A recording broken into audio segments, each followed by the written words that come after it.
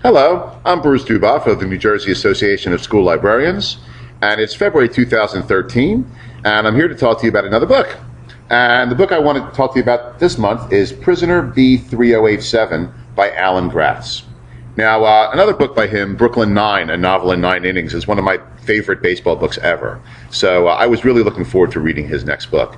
And fortunately, Mr. Gratz doesn't write the same old thing because his next book is a Holocaust novel. And frankly, it doesn't have the whimsy or the fun of Brooklyn Nine, but it is a powerful novel about survival, and I definitely recommend it.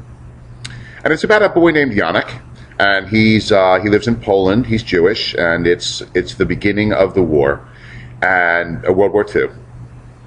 And as you may know, the Jews were harassed and intimidated and ultimately persecuted and killed more and more throughout World War II as the Nazis' general policy of anti-Semitism and hatred towards the Jews increased. And Yannick's life turns worse and worse. And throughout the novel, you'll see when you read it. But in the beginning, the Jews really didn't think all that stuff was going to happen. And Yannick, actually, as a boy, even might have been a little wiser than his elders. Let me give you a flavor of how it was in the beginning for the Jews. Then as the days went by, more and more Jews poured into the ghetto, not just from Krakow now, but from the villages and towns outside the city. We took in a second family, the Rosenblums, and a third, the Brotmans. The Germans even made it a rule. Every flat must hold at least 4 families. I no longer had my own bedroom, nor did my parents. The children had one room. The adults were divided between my parents' bedroom and the sitting room, which became another bedroom. Only the kitchen was shared by all. There were 14 of us in a flat that had been cozy for 3.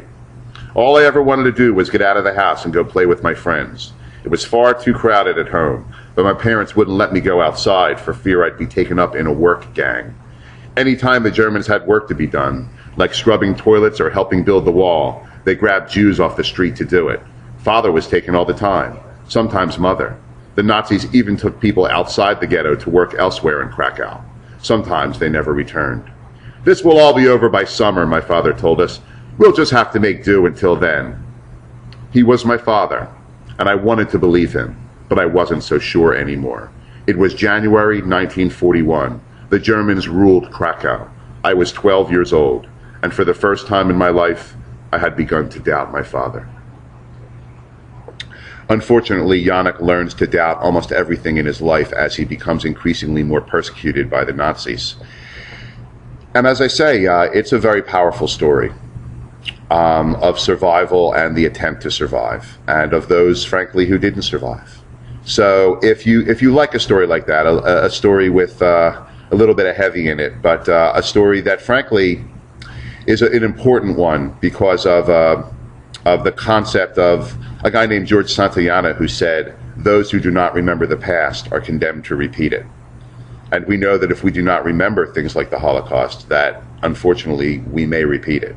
So, from an educational standpoint, and also just because it's a well-written and powerful book, I recommend Prisoner B3087 by Alan Gratz. This is Bruce Duboff of the New Jersey Association of School Librarians. I'll see you next month.